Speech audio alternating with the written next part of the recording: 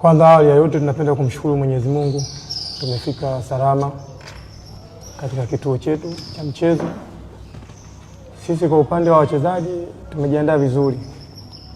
Kutokana na Mungu, ni timu ambayo ni kubwa ambayo tunaiamini na wana wachezaji wazuri. Lakini sisi kama Young Africa kwa wachezaji tumejiandaa vizuri ili kuweza kuleta ushindani ili tuweze kupata pointi 3 muhimu.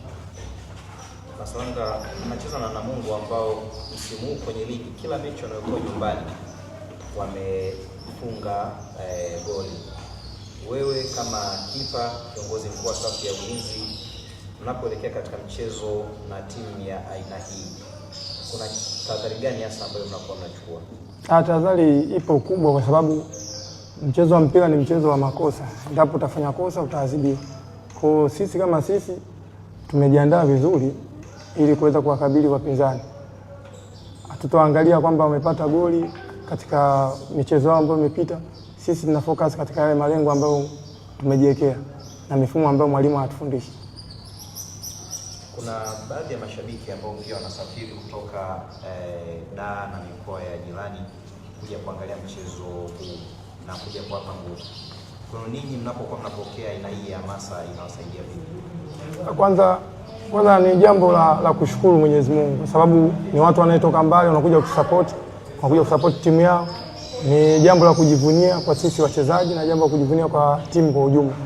Kwa hiyo sisi tunaendelea kuwaombea waendelee kusupport, na support yao kubwa wanaotupa ndio sisi hatuna cha kuwarudishia zaidi ya kupata matokeo bora ambayo yanaweza kuwafurahisha katika mioyo yao. Kocha anazungumza naye mambo mengi kuhusu anatuambia vitu vingi sababu ni mchezo muhimu, tunahitaji alama 3. Kwa hiyo lazima tuongee mambo mengi. Masalanga, hii sio mara yako ya kwanza ya kucheza kwenye uwanja huu wa Majaliwa ukiwa na timu hata timu nyingine. Huwa mechi zinakuwaje katika uwanja huu dhidi ya Namungo? Mechi zinakuwa ni mechi ngumu kutokana na kwanza hali ya hewa ya huku kutoka na sisi tunapotokea, lakini na imani kubwa kwa level tuliofikia sasa hivi sehemu yote tunaweza tukacheza na wakati wote tunaweza tukacheza. Kwa hiyo haitosumbua sana kwa sababu tumeshajiandaa.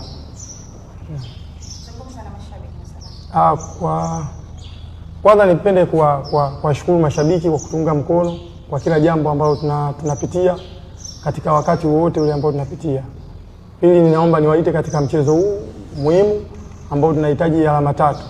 Support yao kubwa ambao wanatuonesha sisi ndio sisi tunafanya vizuri. Kwa hiyo tunaomba mashabiki kwa ujumla wa wananchi waweze kuja kusupport ili tuweze kupata matokeo.